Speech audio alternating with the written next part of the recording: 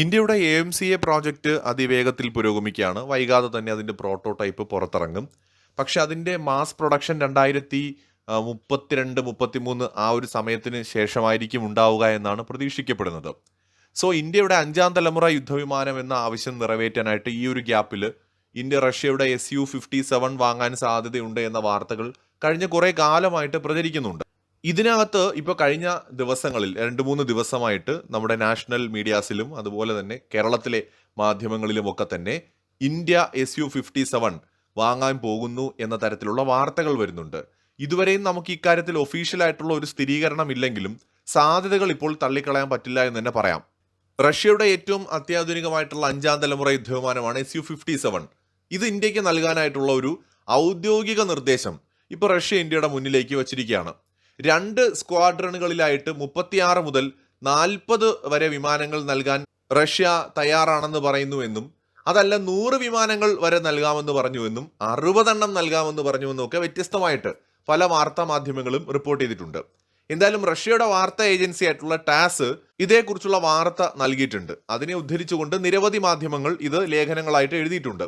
2027-നും 28-നും ഇടയിൽ വിമാനങ്ങളുടെ കൈമാറ്റം ആരംഭിക്കുമെന്നും 2030-31 കാലയളവോടെ വിമാനങ്ങൾ പൂർണ്ണമായിട്ട് ഇന്ത്യൻ വ്യോമസേനയുടെ ഭാഗമാകുമെന്നുമാണ് പ്രതീക്ഷിക്കപ്പെടുന്നത്.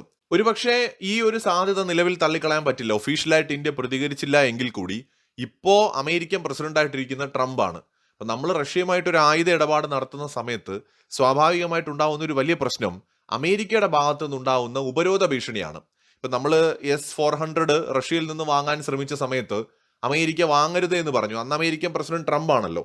ട്രംപ് പറഞ്ഞു വാങ്ങുകയാണെന്നുണ്ടെങ്കിൽ ഇന്ത്യക്കെതിരെ ഉപരോധം ചുമത്തേണ്ടി വരും എന്ന് ട്രംപ് ഭീഷണി മുഴക്കി. പക്ഷെ ഇന്ത്യ അത് നിരാകരിച്ചുകൊണ്ട് അല്ലെങ്കിൽ അതിനെ വകവയ്ക്കാതെ റഷ്യയിൽ നിന്ന് S-400 വാങ്ങി.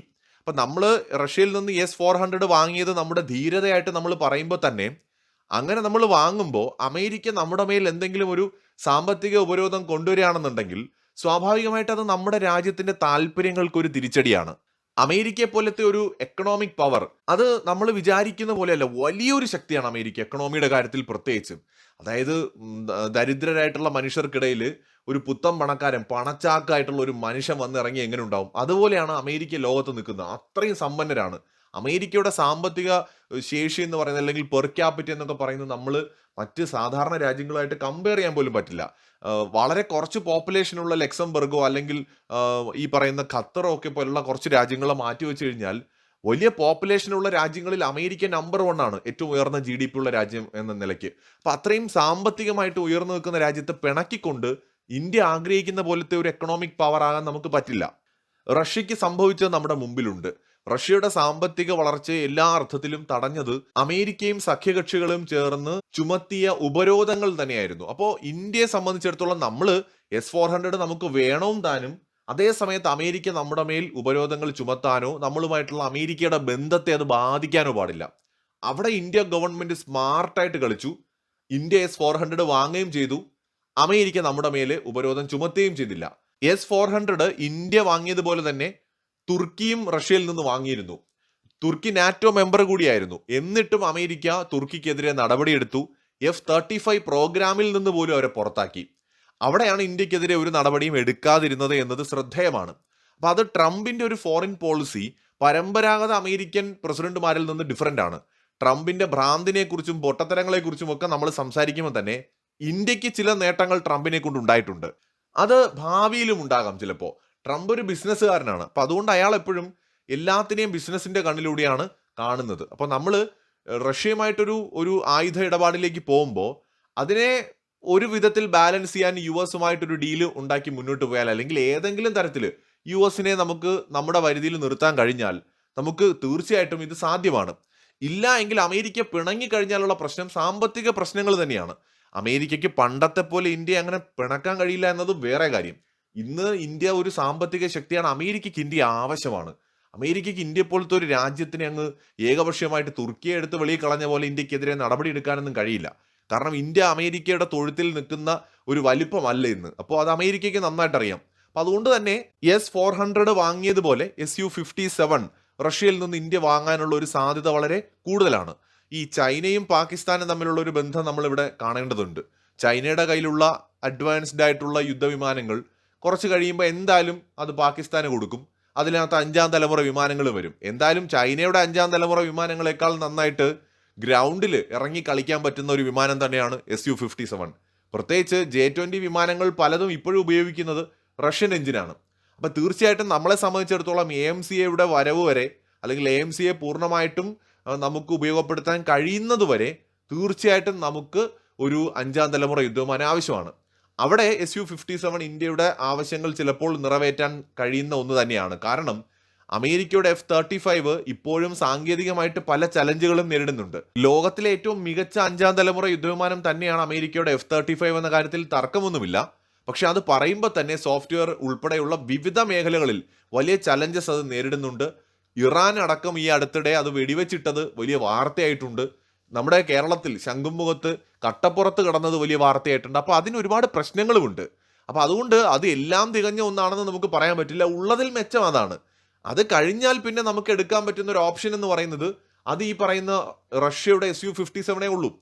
ഈ അമേരിക്കയുടെ F-35 എന്ന് പറയുന്നത് തോക്ക് തരും പക്ഷേ വെടിവെക്കരുത് എന്ന് പറയുന്ന പോലത്തെ ഒരു അവസ്ഥയാണ്. എന്ന് വെച്ചാൽ ഇത് ഏതൊക്കെ രാജ്യങ്ങൾക്കെതിരെ പ്രവർത്തിപ്പിക്കാം, ഏതൊക്കെ രാജ്യങ്ങൾക്കെതിരെ പ്രവർത്തിപ്പിക്കരുത് എന്നടക്കം ഒരുപാട് നിബന്ധനകൾ.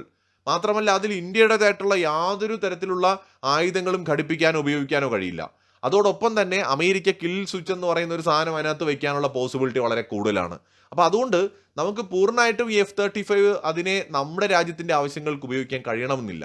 അപ്പോൾ അതിനേക്കാൾ അത്ര മികച്ചതല്ലെങ്കിലും ഒരല്പം പുറകിലാണെന്നുണ്ടെങ്കിൽ കൂടി ഈ Su-57 എന്ന് പറയുന്നത് നമുക്ക് റഷ്യയുടെ ആയുധമായതുകൊണ്ട് തന്നെ നമ്മുടെ ആയുധങ്ങൾ ഘടിപ്പിക്കാൻ കഴിയുന്ന ഒന്നാണ്. അതിൻ്റെ പ്രൊഡക്ഷൻ ഇന്ത്യയിൽ നടത്താൻ കഴിയും. അങ്ങനെ വലിയ രീതിയിൽ ടെക്നോളജി ട്രാൻസ്ഫർ ഉണ്ടാവും. ഭയങ്കരമായിട്ട് നമുക്ക് അഡ്വാൻറ്റേജ് കിട്ടുന്ന ഒന്നാണ് Su-57. ചിലപ്പോൾ സോഴ്സ് കോഡ് അടക്കം ഇന്ത്യയുടെ കയ്യിലേക്ക് വരും. ഇന്ത്യയുടെ ആത്മനിർഭർ ഭാരത് പദ്ധതിയുമായി ബന്ധപ്പെടുത്തി വിമാനത്തിൻ്റെ നിർമ്മാണത്തിൻ്റെ 50% വരെ ഹിന്ദുസ്ഥാൻ എയറോനോട്ടിക്സ് ലിമിറ്റഡുമായി ചേർന്ന് തന്നെ ഇന്ത്യയിൽ നിർമ്മിക്കാമെന്ന് റഷ്യ സമ്മതിച്ചിട്ടുമുണ്ട്. അപ്പോൾ അങ്ങനെയെങ്കിൽ മഹാരാഷ്ട്രയിലെ നാസിക്കിലെ പ്ലാന്റിൽ വിമാനത്തിൻ്റെ നിർമ്മാണവും നടക്കും. റഷ്യൻ അധികൃതർ ഈ പ്ലാന്റ് സന്ദർശിച്ച് Su-57 നിർമ്മിക്കാൻ ആവശ്യമായ സൗകര്യങ്ങൾ വിലയിരുത്തുകയും ചെയ്തതാണ് നേരത്തെ. അപ്പം അതുകൊണ്ട് ചർച്ചകൾ ഇപ്പോൾ പ്രാരംഭഘട്ടത്തിലാണെങ്കിലും ഇതിനുള്ള സാധ്യത വളരെ കൂടുതലാണ്. നിലവിൽ അന്തിമ തീരുമാനമൊന്നും എടുത്തിട്ടില്ല. നിർമ്മാണത്തിന് ആവശ്യമായ സാങ്കേതിക വിദ്യ കൈമാറ്റത്തിനും റഷ്യ സന്നദ്ധത അറിയിച്ചിട്ടുണ്ട്. കാരണം റഷ്യയ്ക്കും നന്നായിട്ടറിയാം അധികം ഒരുപാട് കാലം ഇനി ഇന്ത്യ റഷ്യയുടെ ഒരു ആയുധത്തിൻ്റെ കസ്റ്റമറായിട്ട് തുടരില്ല. അപ്പോൾ കിട്ടാവുന്ന മാക്സിമം കച്ചവടം നടത്തുക എന്നുള്ളതാണ്. ഒന്ന്, ഇന്ത്യയുമായിട്ടുള്ള റിലേഷൻ നല്ല നിലയിൽ കൊണ്ടുപോകേണ്ടത് ഇപ്പോൾ റഷ്യയുടെ ആവശ്യമാണ്. കാരണം പഴയ ഇന്ത്യയല്ല, ഇന്ത്യ ഒരു എമർജിങ് പവറിൽ നിന്നൊരു വലിയ ശക്തിയായിട്ട് മുന്നേറുകയാണ്. ഇന്ത്യക്ക് സ്വന്തമായിട്ട് വിമാനങ്ങൾ വരുന്നു, ടെക്നോളജി രംഗത്ത് ഇന്ത്യ സ്വന്തമായിട്ട് പലതും കണ്ടുപിടിക്കുന്നു, ആയുധങ്ങൾ സ്വന്തമായിട്ട് ഉണ്ടാക്കുന്നു. അപ്പോൾ പണ്ടത്തെ പോലെ റഷ്യയെ ഡിപ്പെൻഡ് ചെയ്ത് നിൽക്കുന്ന ഒരു രാജ്യമല്ല, മറിച്ചൊരു വലിയ ശക്തി എന്ന നിലയ്ക്ക് ഇനി റഷ്യക്ക് ഇന്ത്യയുമായിട്ടൊരു നല്ല റിലേഷൻ നിലനിർത്തേണ്ട ആവശ്യം കൂടിയുണ്ട്. അപ്പം അതുകൊണ്ട് റഷ്യ ഇന്ത്യയുടെ വളർച്ചയിൽ അവരെ കൊണ്ട് കഴിയുന്ന ഒരു കോൺട്രിബ്യൂഷൻ എന്ന നിലയ്ക്ക് ചിലപ്പോൾ ടെക്നോളജി ട്രാൻസ്ഫർ അടക്കമുള്ള കാര്യങ്ങൾക്ക് തയ്യാറായേക്കാം. ആദ്യം ഇന്ത്യക്ക് പല സാങ്കേതിക വിദ്യയും തരാൻ വിസമ്മതിച്ച ഫ്രാൻസ് ഒടുവിൽ ഇന്ത്യയുമായിട്ട് ചേർന്ന് 5ാം തലമുറ യുദ്ധവിമാനത്തിന്റെ എഞ്ചിൻ നിർമ്മിക്കാൻ വരെ തയ്യാറായി എന്നത് ഇന്ത്യയുടെ സാങ്കേതിക മികവ് കൂടി കണ്ടിട്ടാണ്. ഫ്രാൻസ് അത് തന്നില്ലെങ്കിലും ഇന്ത്യ നിർമ്മിക്കും, ഏത് വഴി കൂടെ ആയാലും. അപ്പോൾ പിന്നെ ഫ്രാൻസ് സഹകരിച്ചാൽ ഇന്ത്യയുമായിട്ട് ലോങ് ടേമിലേക്ക് ഒരു റിലേഷൻ അവർക്ക് ഉണ്ടാക്കാം. അത് തന്നെയായിരിക്കും ഇപ്പോൾ റഷ്യയും ചിന്തിക്കുന്നത്. ഓൾറെഡി റഷ്യയോട് ഇന്ത്യക്ക് ഒരു സെന്റിമെന്റ്സ് ഉണ്ട്, ഇന്ത്യക്കാർക്ക് ഒരു സെന്റിമെന്റ്സ് ഉണ്ട്.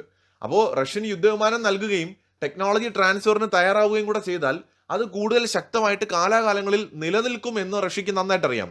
ഇന്ത്യയെ പോലത്തെ ഒരു വലിയ രാജ്യവുമായിട്ടുള്ള ബന്ധം നിലനിർത്തേണ്ടത് റഷ്യയുടെയും കൂടി ആവശ്യമാണ്. അപ്പം അതുകൊണ്ട് സാങ്കേതിക വിദ്യ കൈമാറ്റത്തിന് ഉൾപ്പെടെ വലിയ സാധ്യത നിലവിലുണ്ട്. മാത്രമല്ല നിലവിൽ Su-57 ഉപയോഗിക്കുന്ന എഞ്ചിനുകൾ ഭാവിയിൽ മാറ്റിക്കൊണ്ട് മികച്ച എഞ്ചിനുകൾ ഇതിലേക്ക് കൊണ്ടുവരാനുള്ള സാധ്യതയും കൂടി ഇപ്പോഴുണ്ട്.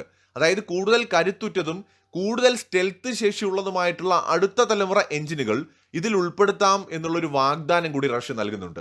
അങ്ങനെ ഒരു വാഗ്ദാനം കൂടി കിട്ടിയാൽ ഇന്ത്യ സീരിയസ് ആയിട്ട് തന്നെ ഇത് എടുക്കാൻ സാധ്യത കാണുന്നുണ്ട്. നമ്മുടെ വായുസേനയുടെ കരുത്ത് വർദ്ധിപ്പിക്കാൻ ഇതിലൂടെ നമുക്ക് സാധിക്കുകയും ചെയ്യും.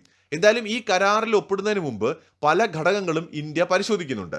പദ്ധതിയുടെ ആകെ ചിലവ്, കൈമാറുന്ന സാങ്കേതിക വിദ്യയുടെ ആഴം, ഒരു വിദേശ രാജ്യത്തെ മാത്രം അമിതമായി ആശ്രയിക്കുന്നത് ഇന്ത്യയുടെ സ്വതന്ത്രമായിട്ടുള്ള തന്ത്രപ്രധാന നിലപാടുകളെ ബാധിക്കുമോ തുടങ്ങിയ കാര്യങ്ങളെല്ലാം സർക്കാർ പ്രധാനമായിട്ട് പരിഗണിക്കുന്നുണ്ട്. വരും മാസങ്ങളിൽ സാമ്പത്തികവും അതുപോലെ സാങ്കേതികവുമായിട്ടുള്ള വിശദമായ പഠനങ്ങൾ നടന്ന ശേഷം മാത്രമേ ഇന്ത്യ ഈ വിമാനങ്ങൾ വാങ്ങുന്ന കാര്യത്തിൽ ഒരു വ്യക്തത വരുത്തുകയുള്ളൂ. മാത്രമല്ല നമുക്ക് നമ്മുടെ മറ്റ് രാജ്യങ്ങളുമായിട്ടുള്ള ബന്ധത്തെ ഇത് ബാധിക്കാനും പാടില്ല. യൂറോപ്പുമായിട്ട് റഷ്യക്ക് പ്രശ്നങ്ങളുണ്ട്, അമേരിക്കയുമായിട്ടുണ്ട്. സോ ഈ റിലേഷൻസിനെ ഒന്നും ബാധിക്കാതെ എന്നാൽ നമ്മുടെ താല്പര്യം അനുസരിച്ച് കാര്യങ്ങൾ നടത്തിക്കൊണ്ട് വരികയും വേണം. സോ അവിടെ നയതന്ത്ര തലത്തിലുള്ള ഇടപെടലുകൾ ആവശ്യമാണ്. പ്രത്യേകിച്ച് നമ്മുടെ വിദേശകാര്യ വകുപ്പിന് വലിയ ജോലിയുണ്ട് അതിൻ്റെ പുറയിൽ. മാത്രമല്ല ഇന്ത്യയിൽ ഇത് നമുക്ക് കോസ്റ്റ് എഫക്റ്റീവായിട്ട് നിർമ്മിക്കാൻ പറ്റുമോ, ടെക്നോളജി ട്രാൻസ്ഫർ പെട്ടെന്ന് നടക്കുമോ, വിചാരിക്കുന്ന ടൈമിനുള്ളിൽ നമുക്ക് ആവശ്യമായ എണ്ണം നിർമ്മാണം പൂർത്തിയാക്കാൻ കഴിയുമോ? കാരണം 2032-33 ആയാൽ AMCA വരികയാണ്. അപ്പോൾ AMCയുടെ പ്രൊഡക്ഷൻ സ്റ്റാർട്ട് ചെയ്ത് അത് 2038-39 കൂടിയൊക്കെ മാസ് പ്രൊഡക്ഷനാണ് ഇന്ത്യ പ്ലാൻ ചെയ്യുന്നത്. സോ ഈ കാലയളവിൽ ഇന്ത്യക്ക് വളരെ പെട്ടെന്ന് തന്നെ വേണം Su-57 വാങ്ങുകയാണെങ്കിൽ തന്നെ. അപ്പോൾ AMCA വരെ വെയിറ്റ് ചെയ്യാൻ നമുക്ക് കഴിയാത്തത് കൊണ്ടാണ് നമ്മൾ അടുത്തൊരു 5ാം തലമുറ യുദ്ധവിമാനം പരിഗണിക്കുന്നത്. അപ്പോൾ അതുകൊണ്ട് അങ്ങനെയൊക്കെയുള്ള ഒരുപാട് കാര്യങ്ങൾ പരിശോധിച്ചിട്ടായിരിക്കും ഇന്ത്യയുടെ ഭാഗത്തു നിന്നുള്ള ഒരു കൺഫർമേഷൻ ഇക്കാര്യത്തിൽ ഉണ്ടാവുക. വലിയ സാധ്യതയുണ്ട് Su-57 വാങ്ങാനായിട്ട്. മറ്റൊരു വീഡിയോയുമായി വീണ്ടും കാണാം.